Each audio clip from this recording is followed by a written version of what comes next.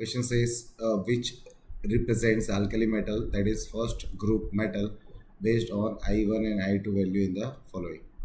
तो हमको यहाँ पे दो वैल्यू कुछ वैल्यूज दी हुई है और ये जितनी भी वैल्यू है हमको किसके लिए फाइंड करनी है, अल्कली मेटल के लिए.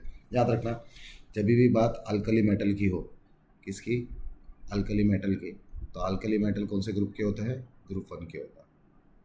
ठीक है. और ग्रुप 1 का अगर मैं कॉन्फ़िगरेशन लिखूँ तो क्या आएगा, NS1, बराबर ना.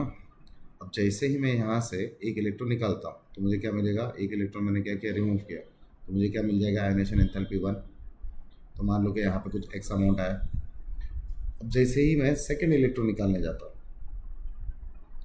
तो अब यहाँ से तो एन एस में से तो एक इलेक्ट्रॉन निकल गया. अब मुझे क्या करना पड़ेगा, N-1 P में से 6 में से एक इलेक्ट्रॉन निकालना पड़ेगा. करेक्ट ना. अगर मैं एग्जांपल ले लूँ तो हम यहाँ पे बात कर लेते हैं सोडियम की. सोडियम के पास कितने इलेक्ट्रॉन होते हैं, 11. अगर मैं कॉन्फ़िगरेशन लिखूँ तो क्या आएगा, 1s2, 2s2, 2p6, 3s1. देखो ये ग्रुप 1 का ही है ना. ग्रुप 1 को ही क्या बोलते हैं हम, अल्कली मेटल बोलते हैं. ठीक है. उस अब मैंने क्या किया, यहाँ से एक इलेक्ट्रॉन निकाला. अब यहाँ से सेकेंड इलेक्ट्रॉन यहाँ से निकालना पड़ेगा ना मुझे. अब यहाँ से इतना जो है ये किसका कॉन्फ़िगरेशन है, हमारा नोबेल गैस का है. कौन सा, नियॉन का.